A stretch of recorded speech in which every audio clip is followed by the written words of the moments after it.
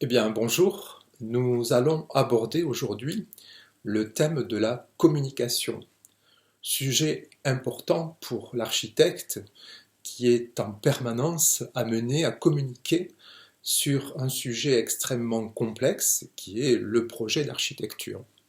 Par ailleurs, le monde de l'architecture est un monde assez concurrentiel où la question du projet se négocie souvent par concours, d'où l'importance, bien entendu, d'avoir la capacité à exprimer des idées claires, précises et surtout audibles, bien sûr, des partenaires en fait de projet pour pouvoir finalement énoncer ce qu'est réellement un projet architectural, quelles sont ses lignes de force, et quels sont les concepts surtout sur lesquels s'appuient des décisions architecturales.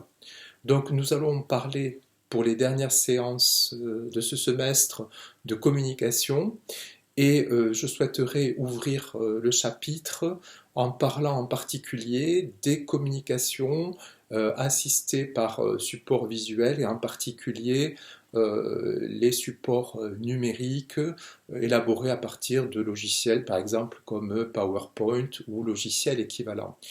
Ce type de communication pose un certain nombre de problèmes et il existe des méthodes assez précises permettant bien sûr de communiquer avec le plus de clarté possible à partir de ces supports.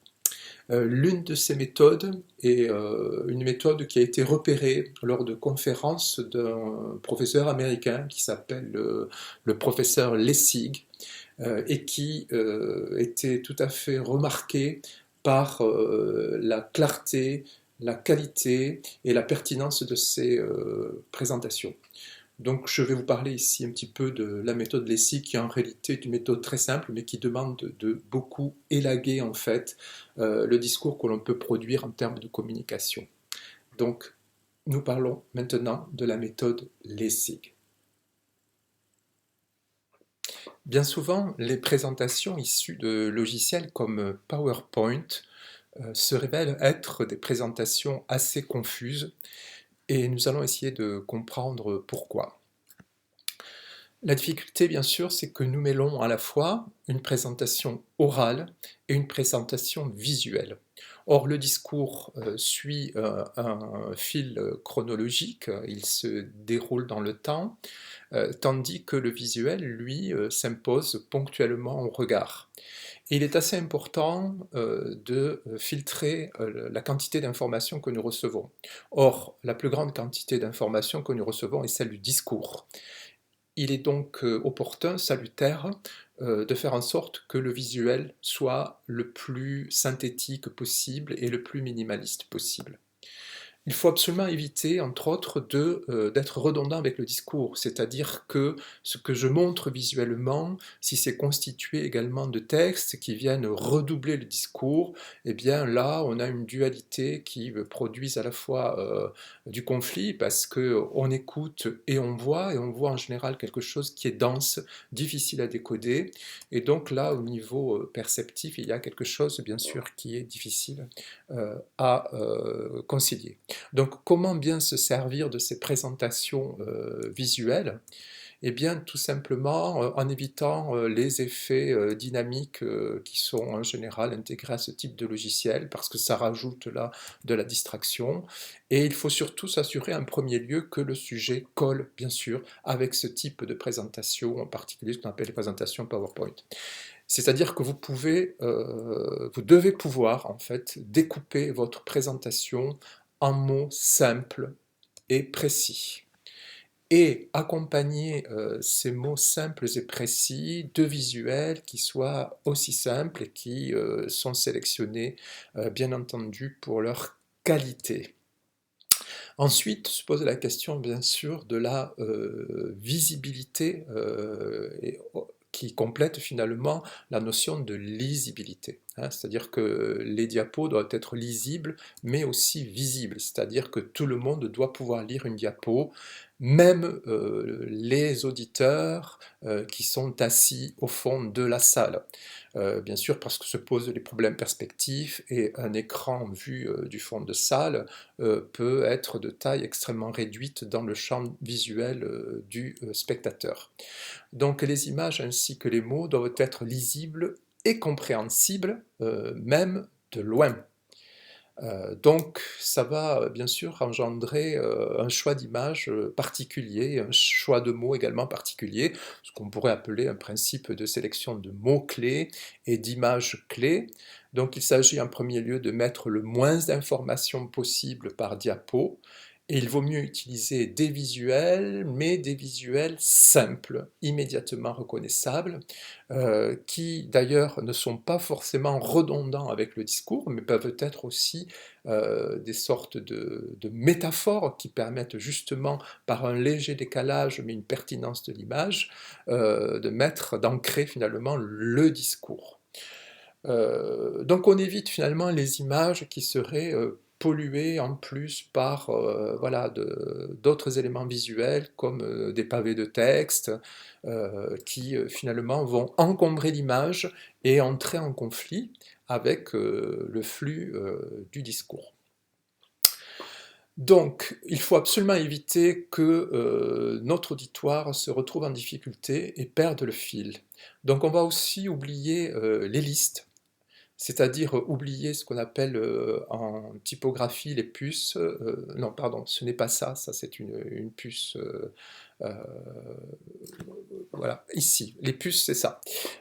C'est donc une liste en fait qui va bien sûr faire un inventaire. Dans une présentation visuelle, ce n'est pas l'idéal. Donc ici on a une liste qui présente toutes les espèces de puces connues selon leur hôte, voilà, et c'est tout à fait illisible. Le problème, c'est que lorsque vous utilisez un logiciel de présentation assisté par ordinateur, vous avez un certain nombre de modèles qui vous sont proposés. Et on voit ici sur cette image que justement les diapositives recourant au système de puces sont assez nombreuses. Donc on retient ça, on ne se laisse pas prendre par l'autorité du logiciel et des modèles, mais on produit ses propres modèles avec toujours cet esprit de simplicité. Donc la méthode Lessig, c'est quoi? Puisque c'est à elle que nous allons nous référer, à cette manière dont le professeur Lessig a surpris ses auditoires par ses présentations extrêmement efficaces. Bah, ce sont d'abord des visuels nombreux, c'est-à-dire que sur une présentation visuelle, il vaut mieux avoir beaucoup d'images, mais simples, ou beaucoup de mots-clés, mais un mot-clé par diapositive, plutôt que beaucoup d'informations sur une seule diapositive. Donc beaucoup d'images, beaucoup de visuels, mais des visuels simples, qui présentent une image, un mot ou une expression, et qui soient, alors ça c'est extrêmement important, synchronisés avec le discours qui est en train de se développer. Donc un diaporama numérique est parfaitement adapté pour des propos qui nécessitent d'être éclairés par l'image ou par des représentations visuelles. Vous voyez, je fais une petite nuance ici entre image et représentation visuelle, parce que dans représentation visuelle, on peut aussi placer une expression, une typographie. Ce qui signifie aussi qu'un diaporama numérique n'est adapté qu'à certaines communications que l'on peut découper en mots simples ou en mots-clés. Et cette question des mots-clés est assez importante pour nous. C'est-à-dire qu'un mot-clé, c'est quelque chose qui a un impact visuel et que l'on peut exprimer graphiquement avec beaucoup de pertinence. Donc une diapo dans une présentation visuelle, ben, elle se résume souvent à très peu de mots, mais des mots qui soient extrêmement pertinents et qui soient également présentés d'une façon qui va également marquer l'esprit. Donc, tous ces concepts nécessitent d'être éclairés par des images ou des représentations graphiques. Nous allons maintenant introduire l'exercice du jour. L'exercice du jour va porter sur l'identification de mots-clés liés à votre projet d'architecture, c'est-à-dire que le projet que vous travaillez actuellement avec Véronique Joffre. Donc il s'agit d'avoir ce matin une réflexion sur une série de mots-clés qui permettraient de qualifier les concepts, les pensées qui seraient un petit peu les lignes directrices de ce qui est un peu le fondement de votre projet. Donc nous allons travailler essentiellement sur la recherche de 9 mots-clés. Alors quand je dis des mots-clés, ça peut être bien sûr des noms, ça peut être des qualificatifs, mais ça peut être aussi un nom et un qualificatif. Mais voilà, nous restons malgré tout dans la simplicité, comme ici par exemple best business ideas. Voilà, on a 3 mots qui composent bien sûr voilà, une idée, un concept. Ces mots, bien sûr, il va s'agir de les mettre en scène. C'est un peu l'exercice plastique de la journée, c'est-à-dire que je vous demande de trouver 9 mots-clés ou 9 expressions clés très courtes sur votre projet qui permettent euh, vraiment d'ancrer ces lignes directrices et ces concepts. Mais ce que je vais vous demander, c'est que ces mots-clés, vous les mettiez en scène d'une manière ou d'une autre. Et c'est pour ça que je fais défiler ces quelques images-là pour ancrer un petit peu cette pensée conceptuelle autour des mots-clés dans leur expression visuelle et graphique. Donc je ne veux pas un fichier numérique, je voudrais que, une fois que vous avez sélectionné 9 mots-clés pour votre projet, vous les mettiez en scène dans l'espace avec les moyens du bord et que vous retourniez vers moi une à 9 photographies, comme vous voulez. Les 9 mots-clés peuvent être regroupés dans une seule photographie, mais vous pouvez aussi avoir une photographie par mot-clé. Et ce que je voudrais, c'est que ces mots-clés, vous les mettiez en scène dans l'espace avec les moyens du bord.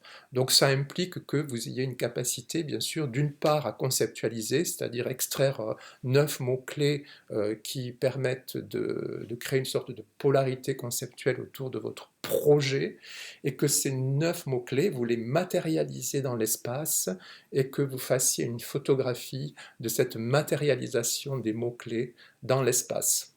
Je ne donne pas plus de directives, c'est extrêmement libre et ça va porter bien sûr sur votre capacité à synthétiser un certain nombre de mots-clés autour de votre projet, mais également de trouver une expression plastique dont vous rendrez compte ensuite par la photographie concernant l'expression, la mise à disposition du spectateur de ces 9 mots-clés. Voilà, je vous remercie.